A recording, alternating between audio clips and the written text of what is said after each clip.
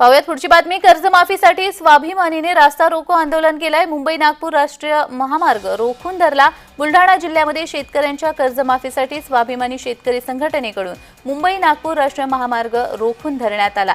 खामगाव तालुक्यामधील टेंभुर्णा जवळ हे आंदोलन केलं जात आहे। सरकारकडून सातत्याने शेतकऱ्यांना आश्वासनं देऊन शेतकऱ्यांची फसवणूक केली जात असल्याचा आरोप यावेळी स्वाभिमानी शेतकरी संघटनेकडून केला जातोय।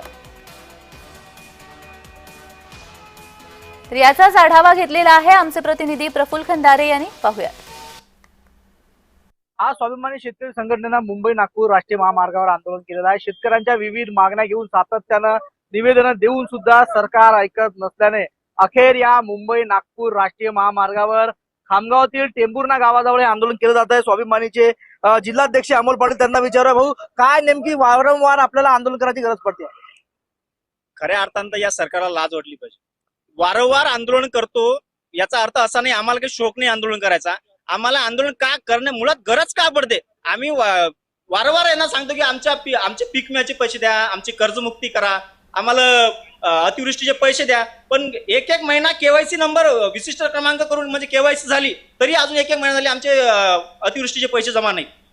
2022-23 अजूनही काही शेतकऱ्यांना लाभ मिळाला पीक विम्याचा, अजून काही लोकांना मिळाला नाही।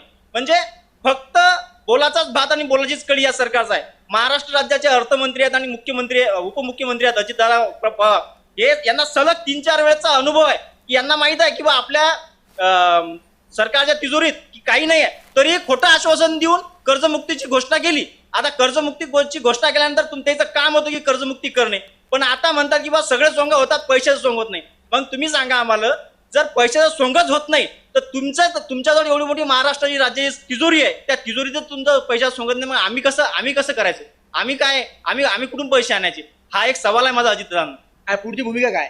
जोपर्यंत जिल्हाधिकारी साहेबासोबत आमच्या बैठका होत नाहीत, आमच्या या समस्यावर हे होत नाही, म्हणजे तोडगा निघत नाही, तोपर्यंत आम्ही इथून उठणार नाही। हा आमचा कायमस्वरूपी आहे।